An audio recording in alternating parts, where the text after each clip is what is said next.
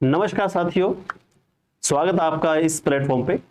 देखिए, बहुत सारे साथियों का मैसेज आ रहे थे बार बार कि सर वैकेंसी कब आ रही है, वैकेंसी कब आ रही है। वैकेंसी भैया आ चुकी है, टेंशन लेने की जरूरत नहीं है। बस जरूरत है तो आपको अब तैयारी करने की, और वो भी बेहतरीन तैयारी के लिए। लेकिन उससे पहले बहुत सारे साथियों को डाउट था कि सर एज क्या रहने वाली है और क्या हम इसमें अप्लाई कर सकते हैं और कौन कौन से साथी इसमें अप्लाई कर पाएंगे, और एग्जाम कब होगा, और उसके बाद हमें ज्वाइनिंग अगली बारी जो है 2026 के अंदर कब मिलने वाली है। सारी चर्चा हम इसके ऊपर करने वाले हैं।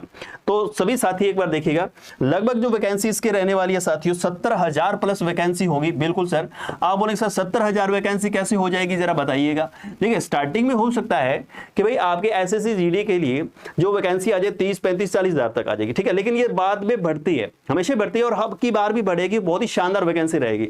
लगभग 70,000 प्लस वैकेंसी आपकी इसके रहने वाली है।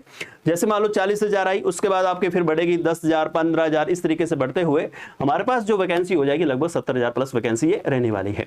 तो साथियों, इसमें फार्म कौन भर सकता है, कौन कौन से मेरे जो साथी वो इसमें फार्म भर सकते हैं। तो इसमें साथियों आप यहाँ पे 10वीं जो पास है, यानी जिन्होंने 10th पास कर रखा है भाई, है ना, किसी मीडियम में कोई दिक्कत नहीं है। अगर आपने 10th पास कर रखा है तो आप इसके अंदर फॉर्म लगा सकते हैं, ठीक है। जिस भी साथी ने फॉर्म लगाना है वो 10th पास होना चाहिए। इसके अलावा हाइट कितनी होनी चाहिए, है ना, चेस्ट कितना होना चाहिए, या फिर वेट कितना होना चाहिए, और एज सबसे इंपॉर्टेंट जो जरूरी चीज है वो क्या है, एज है। उसके ऊपर भी मैं बात करूंगा। यहां अगर आप देखेंगे, अब कहोगे कि सर इसके फॉर्म कब तक स्टार्ट होने वाली है। देखिए, यहां पे अगर मैं बात करूं फॉर्म जो स्टार्ट होने हैं, अभी जो पिछली जो 2025 वाली जो वैकेंसी चल रही है उसके अभी तक यहां पे मेडिकल के लिए अभी आपकी तारीख नहीं आई है। लेकिन मेडिकल के लिए आपकी जो डेट आने वाली है साथियों, मैं उनको बता देता हूं। जो साथी पीछे वाले जिन्होंने मेडिकल के लिए अभी टेस्ट देना है मेडिकल का, तो उनके लिए क्या है, लगभग आपके पास क्या है, अभी देखिए स्टार्टिंग में नवंबर स्टार्टिंग के अंदर आपके पास क्या है, आपका क्लियर हो जाएगा, ठीक है ना। नवंबर स्टार्टिंग तक क्या है, आपके सारे मेडिकल क्लियर हो जाएंगे और उसका परिणाम भी आपको मिल जाएगा।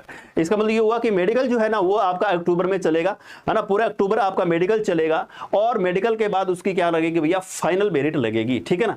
अब उसके अंदर अब की बार जो 2026 की जो वैकेंसी आ रही है ना, उसके जो फॉर्म स्टार्ट है उसके बाद हाथों हाथ ये वैकेंसी आपकी अनाउंस हो जाएगी, या आपका नोटिफिकेशन आ जाएगा नवंबर के अंदर। और लगभग अगर आप पूछे तो सर 11 नवंबर के अंदर आपके ये इसके फॉर्म स्टार्ट होने वाले हैं।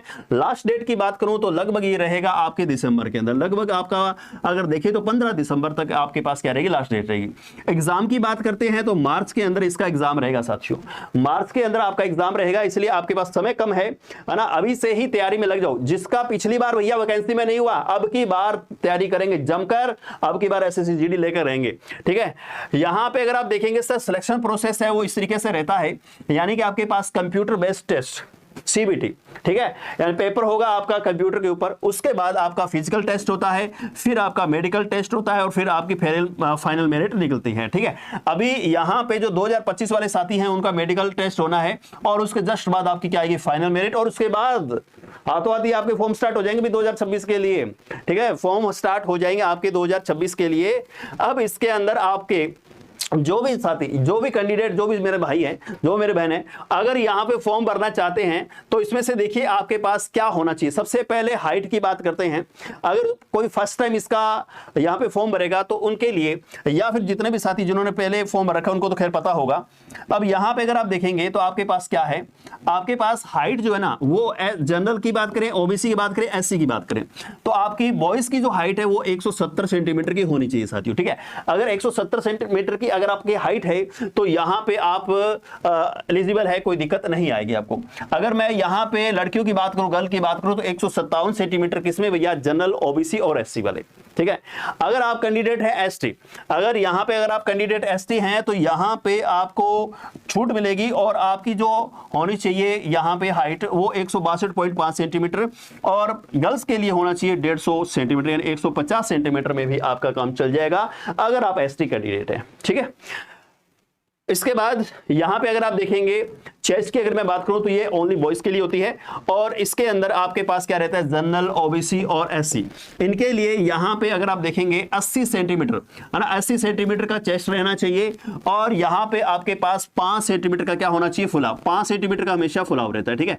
5 सेंटीमीटर का क्या करके दिखाएंगे, हाँ ऐसे फुलाव करके दिखाना पड़ेगा भैया, है ना। अगर आप ये कर पा रहे हैं तो फिर आप इसके लिए एलिजिबल है। अगर आप एसटी कैंडिडेट है साथियों, अगर आप एसटी कैंडिडेट है तो 76 यानी 76 सेंटीमीटर और 5 सेंटीमीटर फुलाव के साथ आप अपना काम चला सकते हैं। अपना फॉर्म अप्लाई करिए भाई, है ना। अगर आप इसमें आ रहे हैं तो फॉर्म अप्लाई कीजिए। पूछ रहे हैं साथियों कि सर एज कैसे काउंट करें, बताऊंगा, थोड़ा सा रुकिए, अभी एज के बारे में बताऊंगा। यहां पे अगर हम बात करें रनिंग की तो दौड़ के लिए देखिए जितने भी साथी इसके एसएससी जीडी की तैयारी करेंगे, फिजिकल के अंदर अगर दौड़ देखिए तो बॉय यानी लड़कों की अगर हम बात करें तो 5 किलोमीटर रहेगी, और वो भी कितने मिनट में भैया, 24 मिनट में, ठीक है। 5 किलोमीटर की दौड़ लगा दीजिएगा, 24 मिनट का समय मिलेगा आपको। अगर आप कोई लद्दाख कैंडिडेट है ना, कोई लद्दाख का कैंडिडेट है तो उसको छूट है भैया। यहाँ पे 1.6 किलोमीटर यानी 1600 मीटर की रेस लगानी है, और उसको कितने टाइम के अंदर साथियों, 7 मिनट के अंदर उसको रेस लगानी होगी, ठीक है। 7 मिनट के अंदर आपको रेस लगानी होगी। अगर लड़कियों की बात करूं तो इनके लिए रेस रहेगी, है ना। रनिंग की बात करें, रेस की बात करें तो 1.6 यानी 1600 मीटर भाई, इनके लिए क्या है, 1600 मीटर है। और ये कितने टाइम के लिए है साथियों, 8.5 मिनट भैया, पूरा कितना, 8 से 1 बढ़ दो यानी 8.5 मिनट का समय लगेगा। उसके बाद लद्दाख रीजन है अगर कोई, यानी कि यहां पे अगर कोई लद्दाख का कैंडिडेट है और वो भी लड़कियों में, तो उसको 800 मीटर की दौड़ लगानी है, और वो भी भैया कितने मिनट में, 5 मिनट के अंदर, ठीक है ना। वो कितने मिनट में लगानी होगी साथियों, वो आपको 5 मिनट के अंदर लगानी होगी। अब यहां पे सबसे इंपॉर्टेंट जो बात है कि सर हमें बताइए जरा कि हमारी एज कैसे काउंट होगी। सबसे पहले तो मैं एज बता देता हूं कि भाई एज रहनी कितनी है। एसएससी जीडी वाले साथियों, आपकी जो एज जनरल वाली कैंडिडेट है उनका 18 से 23 रहेगा, ठीक है ना। 18 से 23 आपकी एज रहने वाली है साथियों। तो यहां पे जिस भी साथी की 18 से 23 एज है वो फॉर्म लगा सकता है, लेकिन कौन सा कैंडिडेट, जनरल कैंडिडेट, ठीक है भाई। अगर यहां पे आप देखेंगे रिलैक्सेशन की बात करते हैं कि भैया छूट की बात करते हैं, तो ओबीसी वाले कैंडिडेट को 3 साल की छूट मिलेगी, यानी कि या 18 से 26 हो जाएगा, 18 से 26 हो जाएगा। कौन सा कैंडिडेट है, ओबीसी वाला, यानी ओबीसी वाला 18 से 26 तक फॉर्म भर सकता है, 18 से 26 बन गया।